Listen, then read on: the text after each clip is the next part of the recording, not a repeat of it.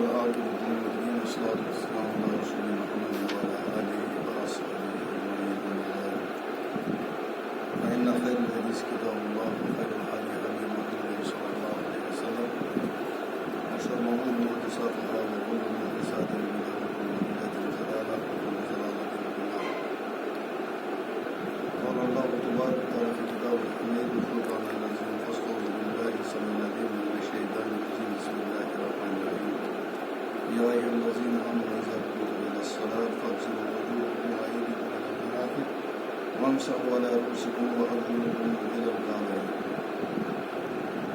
اللهم صل على محمد وعلى آل محمد كما صليت على إبراهيم وعلى آل إبراهيم.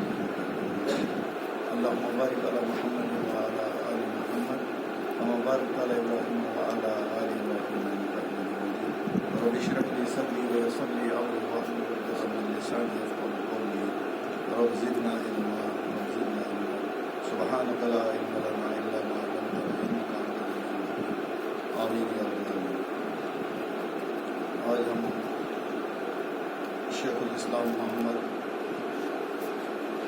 التمیمی رحمہ اللہ کی کتاب شروط الصلاۃ و واجباتها و ارکانها و واجباتها اس پر ہم آج پڑھیں گے، لیکن پورے سارے دلائل تو دے نہیں سکتے کیونکہ ہمارا درس جو یہاں پر قرآن کا چل رہا ہے وہ کل میرے خیال میں آ جائیں گے، اگر کل نہیں آئے تو پرسوں ضرور آئیں گے. تو ہم اس کا ترجمہ ہی بتائیں گے. نماز کے شروط جو ہیں وہ 8 ہیں اور اس کے بعد ارکان جو ہیں وہ 14 ہیں اور اس کے بعد واجبات جو ہیں وہ 9 ہیں. اس پر ہم بات کریں گے. پہلے ہم نماز کے ارکان پر بات کریں گے. نماز کے ارکان میں سے اگر کوئی شروط میں سے اگر کوئی شرط چھوٹ جائے تو نماز باطل ہو جاتی ہے، اور اگر نماز کے رکن میں سے کوئی ارکان میں سے کوئی رکن چھوٹ جاتا ہے تو نماز باطل ہو جاتی ہے. اور اگر نماز کے واجبات میں سے کوئی رہ جائے تو اس کو سجدے سہو سے اس کی تلافی ہو جاتی ہے. تو پہلے ہم شروعات کرتے ہیں نماز کی شرائط. یہ 8 ہیں. پہلا ہے اس میں الاسلام، کہ جو نماز پڑھے گا اس کا مسلمان ہونا ضروری ہے، اور اس کا ضد جو ہے کفر ہے. تو اللہ رب العالمین نے نماز جو مسلمان پر فرض کی ہے، کیونکہ والکافر عملہ مردود، کافر کا عمل جو ہے وہ مردود ہے. ولا تقبل صلاۃ الا من مسلم، اللہ تعالیٰ قبول نہیں کرتا ہے نماز الا صرف مسلمان کی، یعنی کافر کی نماز قبول نہیں ہوتی ہے.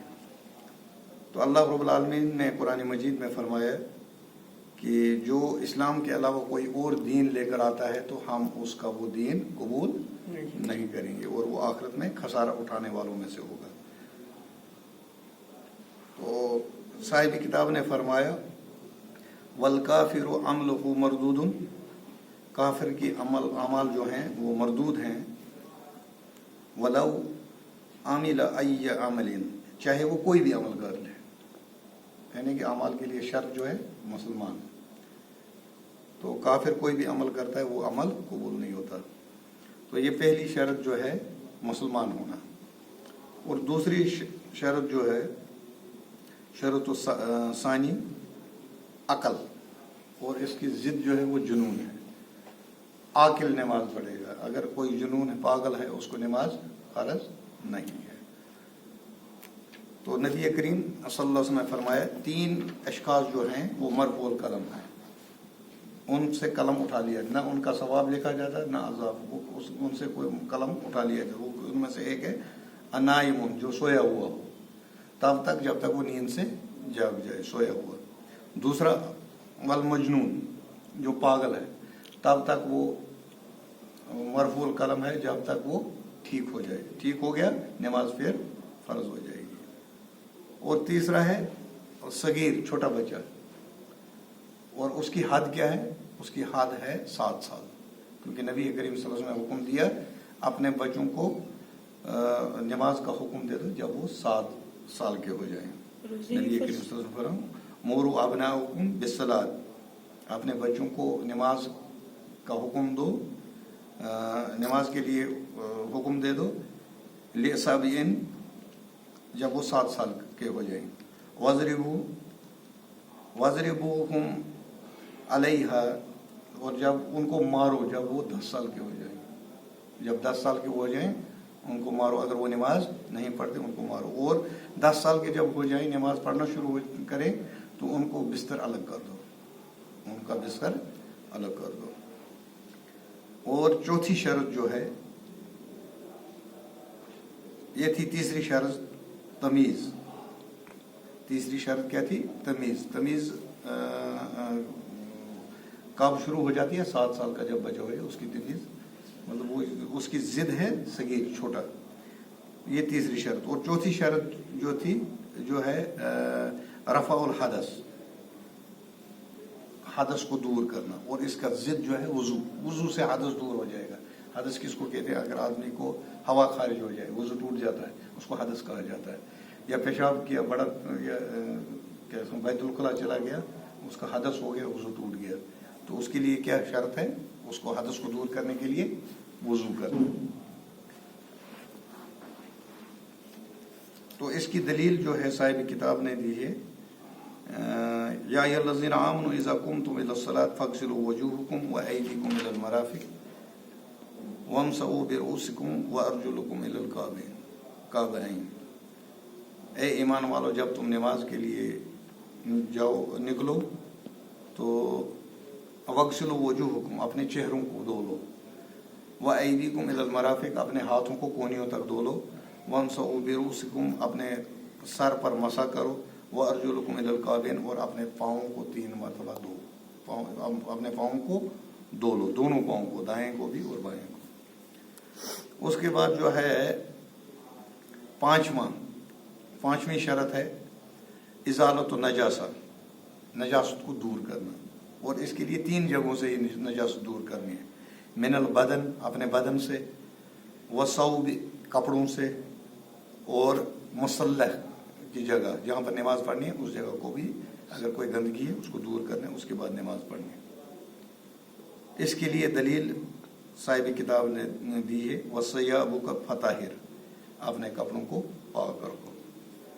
और इसके बाद छठी शरत जो है सतरुल औरा, सतर करना, मर्द का घुटनों से लेकर नाफ तक ये ढका हुआ होगा, उसकी नमाज हो जाएगी। औरत सर से लेकर पाँव तक औरत ही, उसको पर्दा ही पर्दा करना लाजमी है। और मर्द का कहाँ से? नाफ से लेकर घुटनों तक ये बंद होगा तो उसकी नमाज हो जाएगी। घर में पड़ेगी तभी, कहीं भी पढ़े वो नमाज। शरत जो शरीयत ने जो सतर मुकर्रर किया मर्द का, वो यहाँ से लेकर नाफ तक, कंधे सर सतर में ये नहीं आते हैं। लेकिन अगर पूरे औरत को अगर घर में, औरत के लिए पूरा सतर है, वो घर में होगी तो फिर मुंह और हाथ वो खुला छोड़ सकती है। और अगर ये उतना पैर, पाँव वो तो ऑलरेडी खुले ही रहते हैं, क्योंकि वो पाँव तो नजर आते हैं, वो घर में पढ़ सकते हैं। तो उसके बाद 7वां दुखुलुल वक़्त, वक़्त का दाखिल होना, क्योंकि वक़्त से पहले नमाज नहीं होती। नमाज पढ़ने के लिए वक़्त का दाखिल होना जरूरी है, क्योंकि मोहम्मद रसूलुल्लाह सल्लल्लाहु अलैहि वसल्लम को के पास हज़रत जबरील अलैहिस्सलाम नमाज सिखाने के लिए आए। हर एक नमाज, पहले एक दिन आए, पहले वक़्त में पढ़ाई सब नमाजें। फिर दूसरी बार आए हज़रत जबरील अलैहिस्सलाम, आखिरी वक़्त में पढ़ाई सारी नमाजें। फिर नबी करीम सल्लल्लाहु अलैहि वसल्लम को हज़रत जबरील अलैहिस्सलाम ने कहा, या रसूलल्लाह सल्लल्लाहु अलैहि वसल्लम, जो नमाज है आपकी, इन 2 वक्तों को जो पढ़ाई गई है, पहले जैसे ज़ोहर पहले वक़्त में पढ़ी, दूसरी बार आखिरी वक़्त में पढ़ी, तो रसूलुल्लाह सल्लल्लाहु अलैहि वसल्लम को फरमाया गया इन 2 वक्तों के दरमियान नमाज है। तो वक़्त का दाखिल होना जरूरी है नमाज की, और ये शर्त है। और शर्त का अगर छूट जाए उससे क्या होता है? नमाज बातिल हो जाती है। तो अल्लाह रब्बुल आलमीन ने कुरान मजीद में फरमाया, इन्ना सलात कानत अलल मुमिनीना किताबुम मौक़ूता, बेशक अल्लाह ताला ने मोमिनों पर नमाज अपने वक्त मुकर्रर पर फर्ज की है। तो ये थी 7वीं शरत। और 8वीं शरत जो है استقبال قبلے کا استقبال کرنا، یعنی قبلے کی طرف نماز پڑھنا، قبلے کی طرف نماز پڑھنا۔ تو اس کے لیے دلیل محمد رسول اللہ صلی اللہ علیہ وسلم کے بارے میں قرآن مجید میں اللہ رب العالمین نے فرمایا ہے، یا رسول اللہ صلی اللہ علیہ وسلم ہم آپ کا بار بار آسمان کی طرف چہرہ اٹھانا دیکھ رہے ہیں، یعنی کہ نبی کریم صلی اللہ علیہ وسلم نماز کس کی طرف پڑھتے تھے؟ بیت المقدس کی طرف، لیکن دل میں یہ تمنا تھی کہ کعبہ کو قبلہ بنایا جائے، دل میں یہ تمنا تھی کہ کعبہ کو قبلہ بنایا جائے، تو اللہ رب العالمین نے کعبہ کو قبلہ بنایا جائے۔ یا رسول اللہ ہم آپ کا بار بار آسمان کی طرف دیکھ رہے ہیں، یہ ہم جانتے ہیں کہ آپ کی دل میں جو چاہت تھی کہ کعبہ قبلہ بنایا جائے، آج کے بعد آپ کعبہ کی طرف نماز، مسجد حرام کی طرف رخ کر کے نماز پڑھو۔ بیت المقدس اس کے بعد جو نومی شرط جو ہے وہ ہے النیت، نیت کرنا، اور نیت زبان سے نہیں ہوتی بلکہ دل سے ہوتی ہے۔ قال نبی صلی اللہ علیہ وسلم انما الاعمال بالنیات، نبی کریم صلی اللہ علیہ وسلم نے فرمایا تمام اعمال کا دار و مدار نیت پر ہے۔ اور یہ 9 شرائط پورے ہو گئے، اور ان میں سے اگر ایک بھی شرط چھوٹ جاتی ہے، ایک بھی شرط چھوٹ جائے تو اس کے بعد بندے کیا کرنا ہے؟ نماز باطل ہو جاتی ہے، نماز دہرانی ہے، اس میں یہ سجدے سہو سے اس کی تلافی نہیں ہو سکتی۔ اور اس کے بعد جو رکن ہے، رکن یہ 14 ہیں، ان میں سے بھی اگر کوئی چھوٹ جائے تو نماز باطل ہو جاتی ہے، لیکن اگر واجبات میں سے کوئی چھوٹ جائے تو اس کے لیے اگر وہ سجدے سہو کرتا ہے اس سے وہ اس کی نماز اس کا تلافی ہو جاتی ہے سجدے سہو سے۔ اب جو یہ رکن ہے، ارکان ہے، یہ 14 ہیں۔ اول کون سا؟ پہلا ہے قیام القدرہ، اپنی قدرت کے مطابق قیام کرنا جتنا اس سے ہو سکے۔ اب کسی کو کمر درد ہے یا وہ پورا قیام نہیں کر سکتا ہے، اس کو کیا بیٹھ کر نماز پڑھ سکتا ہے؟ قیام کرنا ہے لیکن قدرت کے مطابق۔ یا کسی کو وہ ایک بیماری ہوتی ہے کمر میں، وہ ٹیڑھا ہی چلتا ہے سر نیچے کر کے، وہ سیدھا کھڑا نہیں ہو سکتا ہے، اسی لیے صاحب کتاب نے فرمایا قیام القدرہ، جتنی وہ طاقت رکھتا ہے، کیونکہ اسلام عین فطرت کے مطابق ہے، جتنی اس کو طاقت ہے اتنا ہی عمل کرنا ہے اس نے۔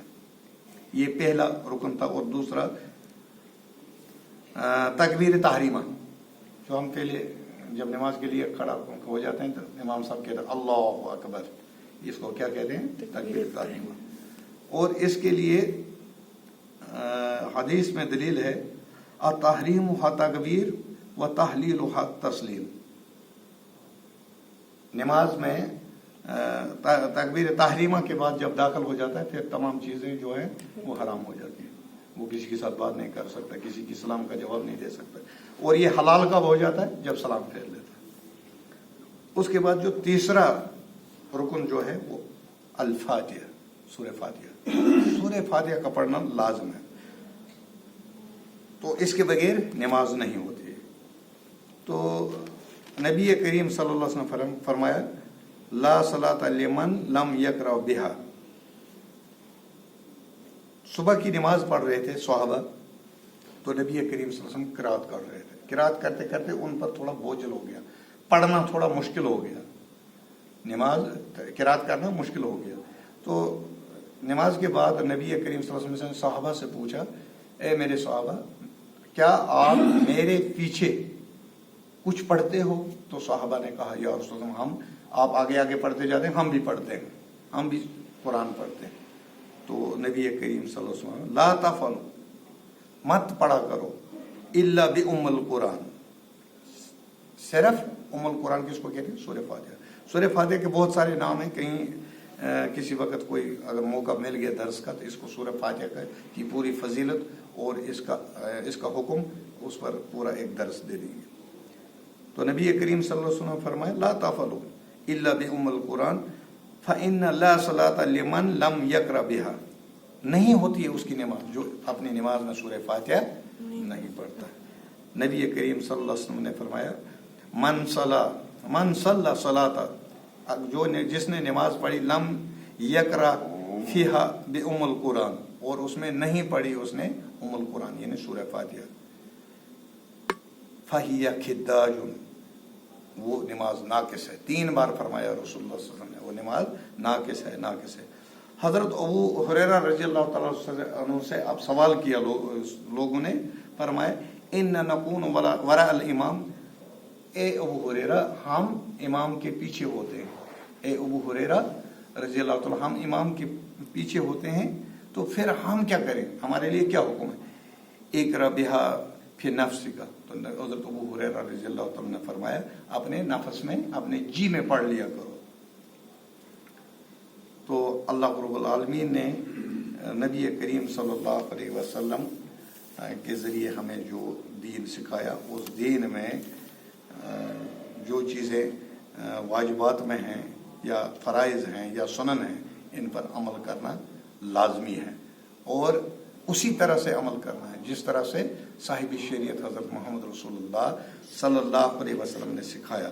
تو آج ہم نے نماز کے شرائط 9 شرائطیں پڑھی، اور اس کے بعد 3 رکن پڑھے۔ انشاءاللہ العزیز اس سے آگے ہم کل آگے چلیں گے۔ تو اللہ رب العالمین ہمیں کہنے سننے سے زیادہ عمل کرنے کی توفیق عطا فرمائے۔ وآخر دعوانا ان الحمدللہ رب العالمین، والسلام علیکم ورحمۃ اللہ۔